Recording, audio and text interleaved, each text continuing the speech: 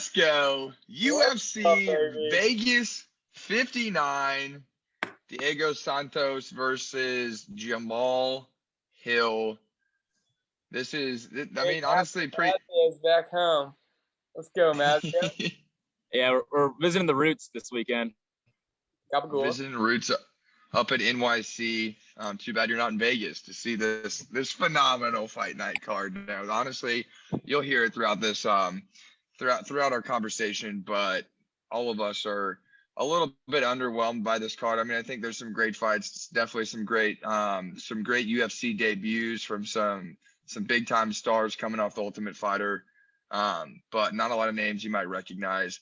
I don't know. This is just it's another one of the books they're putting on cards every weekend, so they can't all be like last weekend. And that shout out Amanda Nunes and Juliana Pena for that absolute brawl. Hope you all got to see that, or at least highlights of that, because that was incredible. Definitely exceeded my expectations. And I hope you got to follow me and Jake's picks, because your boys went. Because hey, go next. Your boys went 4-1. You know, someone not named Jake and Cole sucked ass. Hey, Johnny's got to me that day. Johnny's got to him. Whatever you need to say. You were walking out of there shaking your head a little bit, so it seemed like you were already defeated before the card even started. I mean, you got to. You got any explanation for us, Mazio, on the shit piss? Oh, wait a second. I'm getting a call right now. Who is that? Mr. Mazio? What's going on here? Mr. Mazio with the call-in? Mr. Mazio? What's going on here? Who is that? Who's that stupid Prizepicks show you guys been doing? I wouldn't call it stupid, but what's going on, Mr. Mazio? I need to say something to my son, and I want to speak to all these people. Okay. The 5 listeners you guys have, I just want to make it clear to my son. Okay. The effort that he's been putting forward has been fucking pathetic. Him out in Johnny's getting no ass day in, day out. Are you fucking serious? 8-9 over the last card. I bet he didn't even look at it. Who cares if he almost died on this flight today? I bet he didn't even look. It's absolutely. Pop, sorry, Pop. I'm sorry. It won't happen again. Son, make me proud this weekend, and I'll let you back in the house. I got you. Have a deal? All right, I guess that's the deal. I appreciate the call, Mr. Mazio. Mr. Maggio, thank you. Saying what we've all been thinking. Wow. So essentially, those at home, Mr. Mazio told him he sucked ass. He expects better. And if he does better, he'll let him back in the house. So there's a look into the Mazio household. How does that feel? That's incredible. Let's just say disrespect. I'm locked in this week, all right? I'm back. All right. Well, we'll in that case, we'll move right along to this kicking off the main card in the women's flyweight division. Ariana Lipski. My notes are up, so I don't know who her opponent is, but Kachari, who is an absolute dog. Yeah. She actually, all right, the thing about her is she will fight. So essentially, if you put money on her, Kachari will fight. I know I'm probably butchering that. She'll fight. The only issue is she's a hard-nosed, be-in-your-face fighter, but she takes over 7 significant strikes per minute, which is why I did see that over on significant strikes. Hopefully, the violence queen doesn't knock her out, but if she does, it makes sense. But I like the over on significant strikes due to her opponent's inability to defend shots. Yeah, I agree. I like Lipski over strikes here. I think this is going the distance like most fights do when they're in flyweight women's division. I mean, as you're saying, she takes a lot of strikes. I think Lipski can throw them. There'll be 3 rounds, and I think she'll get them all in by 32.5, and we'll be smooth sailing. Yeah, I'm right there with y'all on the decision in round 3. I just think that she's not going to be able to do the damage. She's not going to have that control. And I mean, both of these fighters coming off a win, honestly, pretty good one to kick off the card. Like we discussed earlier, women's flyweight division at this point is honestly probably the most boring division in the whole entire, in all of the UFC, with Shevchenko sitting at the top, and then just a bunch of basically toads sitting below her who can't really make a make a claim to fame for any reason, but I will yeah, say, I'm going under fantasy score. I think Chachuria Cucaracha. I think she's going to get the win by decision, and she'll be able to keep her defense. I know you said 7 strikes, but I think she's going to have the defense in this one. hey, low key, I might It's all right. unit on her, Chichari or whatever, Kucharacha.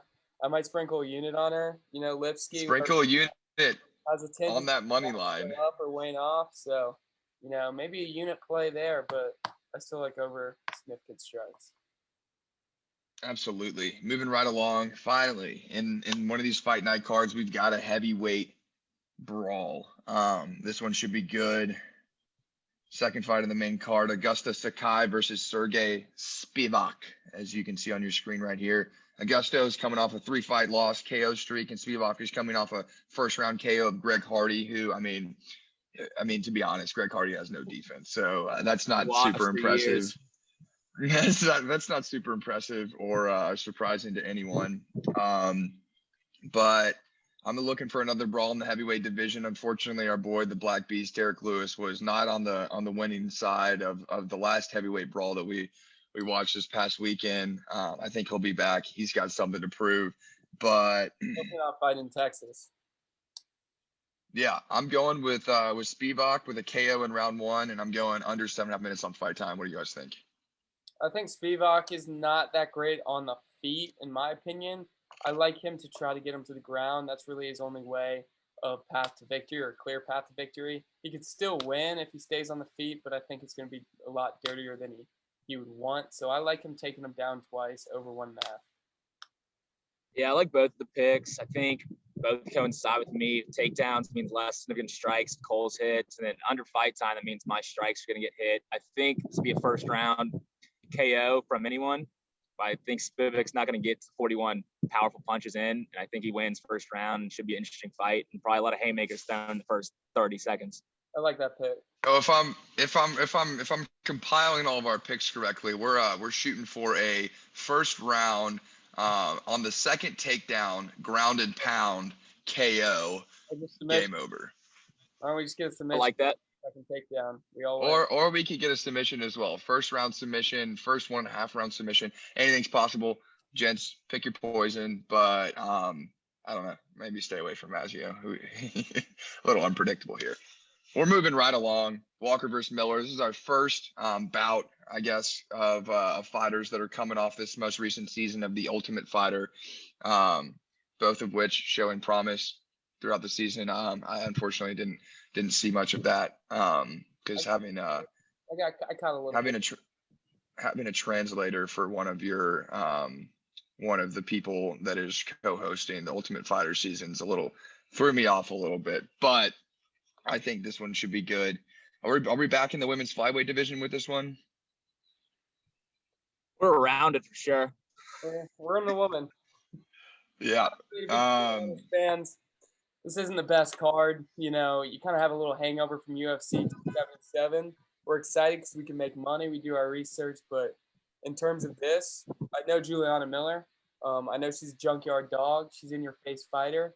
She just wants to scrap, high-level grappler. That's why I took over 1.5 takedowns.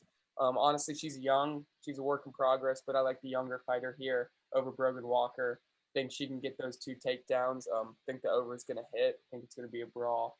But just like the card, I think this one's going to be an ugly one. I like over 1.5 takedowns. Yeah, I'm not trying to overthink it or anything. Sorry, Jake, but I just think the strike's going to come in. I don't think it's probably going to go to decision like most of them do. And I'm sticking to the script. I think the punches come in, the strikes come in. She's going to get it pretty easily. And hopefully we all get our 3 picks in. Yeah, I'm hoping for, a showing from these two. We all know how important a UFC debut can be and how much of a difference it can make in a fighter's career over the course of the next couple of years. So, if either of these women want to compete for the belt one day and really make a name for themselves, it all starts here. So, for that reason, I'm expecting some fireworks. I think this is going to be a tough, competitive matchup. And actually, my prediction, I think I'm going to go with Miller with a submission in round 2. I think that's going to give her the over on the fantasy score. That's what we're rocking with, baby. But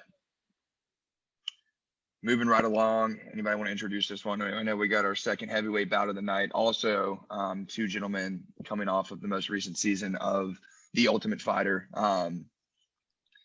It's the heavyweight division. I mean, so just to see a line for fight time at 12.5 minutes is always just incredibly enticing. I see Mazio and I both are here. Cole, what's your reasoning for the fade? What do you think it's going to play out in this one? Yeah, tough championship here. So, they're going to have a lot of pride on it. Obviously, you can get a finish. Usman's got a lot of pride, obviously, wearing that last name. I do think Zach Paga is not a traditional heavyweight. He's usually around that light heavyweight. So he's a lot quicker than these guys. So he's going to be a lot faster. Honestly, a good play would be significant strike, Zach Paga. But honestly, when you see kind of a reverse of your knowledge or your reasoning on that, you see a 12.5, you got to go under. Vegas knows something here. They know that they might go over. You never really see 2.5 rounds being the line. So I'm gonna take that with a grain of salt and try to outthink Vegas. Whether I'm gonna look like a dumbass, probably will, but you gotta go for it sometimes. Yeah, I disagree slightly, but I've been wrong, as you all know, in the past. But I think this might be the month that both Usmans lose. This could be the month where both Usmans lose, and I think Zach. You hear it here first. I think someone's getting knocked out early or within the second round, but I don't think Usman has a chance. I think Usman's brother is in trouble. Incredibly hot. I don't think the younger brother. I don't think his brother's in trouble, but he might be in this fight. This will be interesting. It's another heavyweight bout. Fireworks are always possible, but I guess we shall see. And finally, move into the co-main event on this fight night card. Vicente Luque versus. I punched the numbers. Whenever we've taken all three, it never hit. In all. Let's go. I think our immortal lock. I think our immortal lock last week was Brandon Moreno over 1 takedown or over 1.5 takedown, and there were 0. Maybe I don't even know if there was an attempt, but that was another incredible fight last week. Just to do an additional callback, I think that was an incredible. But yeah, finally, co-main event: Vicente Luque, Geoff Neal. This one can't be anything but a brawl. I think that's why you're seeing a concurrence on our picks here over on significant strikes. Expect a show out of these two men, two guys with a big name and a big presence in the UFC, and I think Luque is gonna take it, and I think he's gonna take it with style and with power. But I think they're gonna end up teeing off. So I don't know. Geoff Neal hasn't really has looked pretty unmotivated in his last few fights. So I think this will probably go late. If I had to take a guess, should be a good one. What are y'all thinking? Yeah, Geoff hasn't landed a takedown since Leon Edwards in 2017. He has picked up some wins by submission, but that was never 17. Since 2017, he's never landed a takedown. But obviously in grappling, he's gotten a couple submissions since. But anyway, the over-under, I looked at Vegas' lines, very close at 2.5. I think if it does go the distance, we should see him hit the over on 54.5, or even around that 2.5 mark. I think it's going to be violent, like you said. He's going to live up to his nickname, the Silent Assassin, and kind of strike this boy up, beat him up. I like him to win. I like him over on significant strikes. Yeah, I agree. I think Vincent's gonna get the win by decision here. Hopefully, maybe you get to see like a little late round KO, round 3. But I think he's gonna get these strikes. I think Jeff and Vincent are just gonna start swinging at each other. They're gonna have a good enough chins to last into the late rounds, and they'll figure it out from there. But I think the strikes are a solid bet, and that's what I think. Oh yeah. Well, moving right along, people's main event. The highlight of this fight card, we got Diego Santos versus Jamal Hill. I think Jamal, last time I checked, Vegas odds a slight favorite, maybe minus 200. I can check. Let me check while you break this thing. Minus 200 or something around there. I think this is going to be an absolutely enthralling matchup. Honestly, when I saw that this was the highlight of this fight night card, I was excited about just this single fight alone. I've been a huge fan Diego Santos since his championship battle against John Jones back in 2019. That fight will forever be ingrained in my head. I've rewatched it multiple times. I mean, arguably one of John Jones' toughest defenses. He's got a war hammer on his chest for a reason. The man is a hammer. He can stand there and strike with the best of them. He is not afraid to take some damage to eat it. And I mean, you look at his face and his expression never changes. I don't think there's a tougher fighter in the game. I mean, obviously there's a lot of people that are really tough in this sport. This is mixed martial arts after all, but I really do respect him as a fighter. I know Jamal Hill is a tough matchup. He's 10-1. Definitely a tough contender with the Vegas odds. Are you taking Santos? Say that again? Are you taking Santos? Oh, absolutely. I'm taking Santos. Okay, well, you're I'm going knockout Santos in round 3. So we're going to go, I'll probably sprinkle a little money line play, sprinkle a little round 3 win play, and sprinkle some on the KO. I think realistically that'll probably be his lowest odds would be Santos by KO. And that's why I'm going Jamal Hill under fantasy score. I think if he's not able to put him away in those first 3 or 4 rounds, then I don't see how he's going to get that fantasy score. Obviously, I'm riding a lot on Diego here, and I think that's definitely a heart play. But UFC, anything's possible. What did you say those odds were? Hill's favored at minus 350 right now. Okay, so he's a pretty heavy favorite. So my thing is, I think this is the 3rd fighter now that we picked in the 4 episodes we've done where we say they were really good against John Jones. And fighters don't age well. And when were they fighting? I'm not coming after you, but I kind of am because.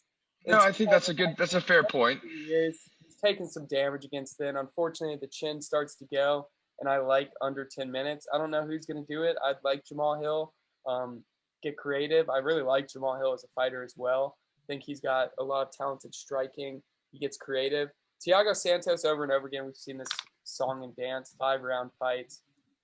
He just kind of, his cardio goes. Hopefully his cardio goes before the 10-minute mark. So I think a 5-round fight, and you see that 10-minute mark, I like the under on it. Just kind of gutting that one. Yeah, I think we can all win here if Jamal gets his strikes in, gets his 31 significant strikes in before the bell in the 2nd round, and then Santos can take him out. But, yeah, I agree with you, Cole. Santos had his heyday back in the day with the GOAT, John Jones, as everyone knows. No other person ever in the UFC is even near him. But I think cardio will be important. It's a 5-round fight. That's why I took the over in strikes. Jamal's going to be a good fight. I've watched previous fights. He knows what he's doing. Besides just knock out none other than Paul Craig. But I like Jamal. He'll figure it out. I think the strikes come easy, and the fight time and the fantasy score are going to be really interesting to see. And one of those people that we talked about going crazy with John Jones was Gustafsson, and we saw how that went. Luke. Yeah. Yeah, guilty included myself because I fell into the trap too. I think Jake actually faded that one. So okay. I think that was my one of 2 maybe correct picks on that card if I remember correctly. But I don't know, for some reason I've watched some of his film. I think Jamal Hill is just a little bit overrated. Yeah, he's creative on the feet. He throws good strikes. But there's nothing like I haven't watched a fight and come away and been like, wow, this guy's an absolute legend. And to disagree with you on old time fighters who maybe competed for the belt in the past. I mean, we've got 2 current champions that had been around the block for a while, Charles Oliveira and Brandon Moreno, and they had been counted out time after time. They had fought the best in the division. They'd almost been the gatekeeper, but they found a way. Not saying that Diego Santos is coming back and competing for the title anytime soon, but I don't think you can count him out. I think this will be a great fight to finish off this main card.